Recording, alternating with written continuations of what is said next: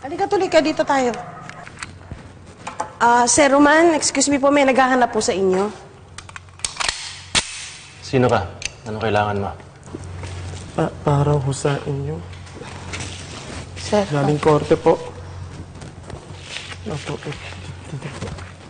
sir, pa-sign na lang po. Oh, sige na. Lumabas ka na. Halika na.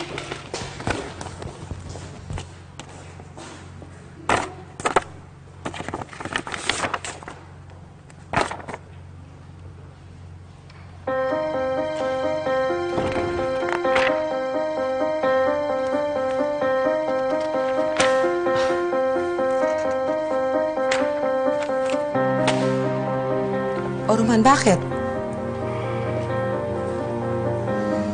Si Clara. Nag-file ng protection order laban sa akin.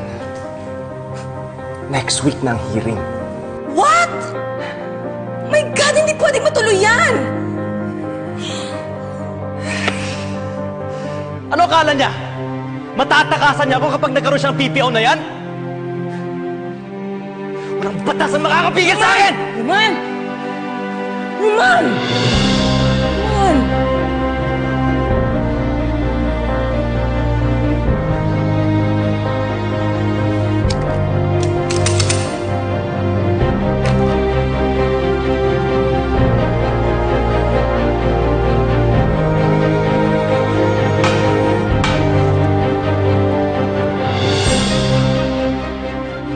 Vin, pakilusin mo lahat ng mga tauhan natin.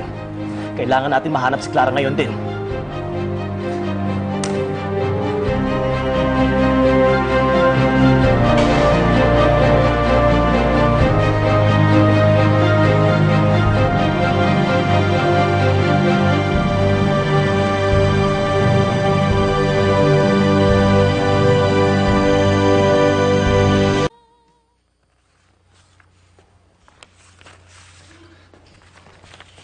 Ma, saan niyo ba pinupunta si Vin?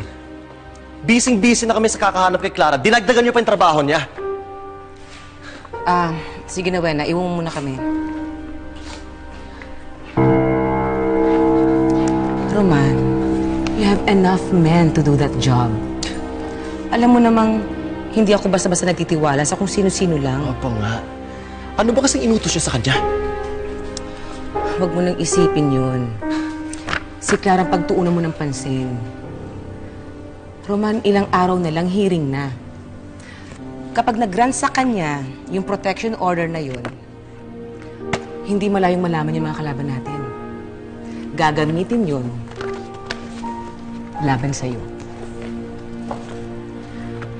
Baka naman, anak, kailangan mo nang mag-isip ng plan B. Paano kung hindi mo na nga mahanap yung babaeng yun? Hindi ako papayag na mangyari yon.